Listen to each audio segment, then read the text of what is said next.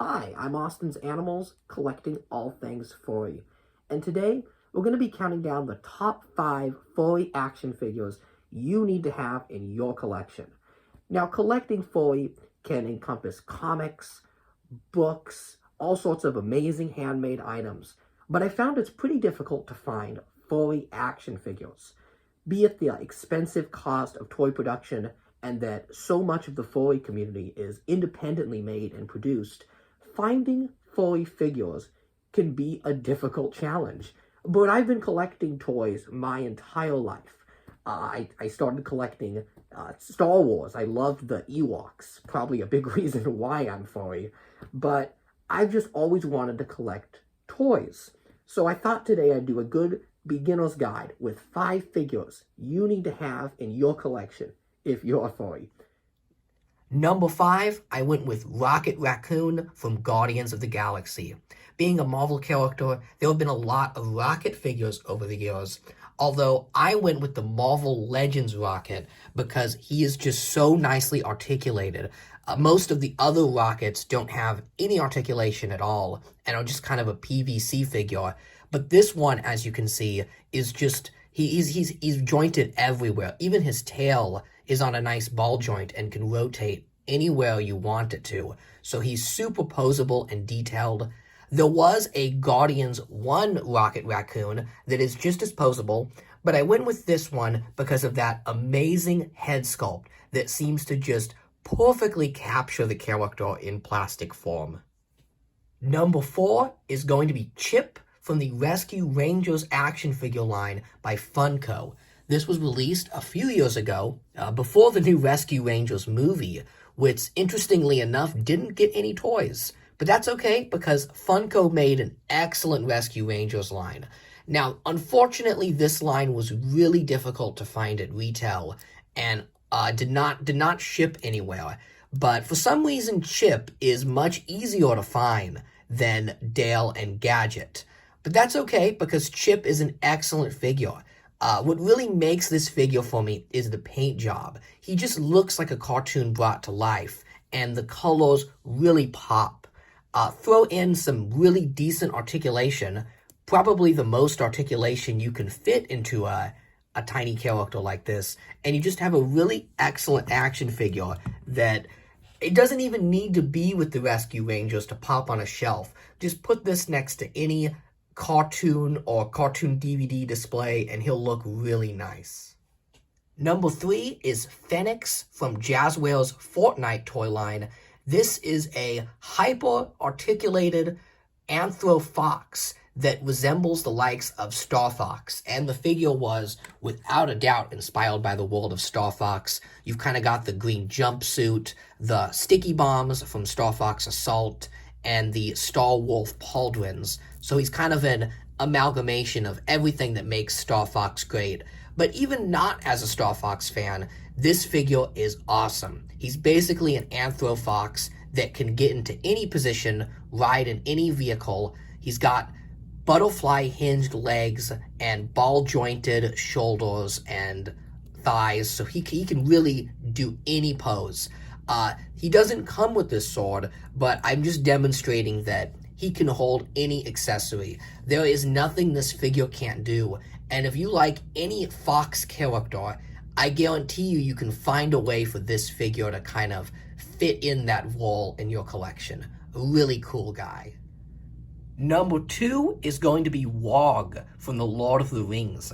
And I don't know much about Lord of the Rings or Tolkien, but the Warg were kind of these monster-looking guys that the orcs rode. And they did make them in the original toy line, but what I have here is the Hobbit version of the Warg. And I went with the Hobbit version because they redesigned the character to look like a wolf rather than kind of the beast creature. And I'm just gonna say, this might be the coolest wolf action figure ever made. I know this figure is not anthropomorphic, it's just an animal, but I'm willing to make the exception because this is the best action figure of a wolf you will ever have. I am not joking. He is posable everywhere. Again, we've got ball joints all over the place.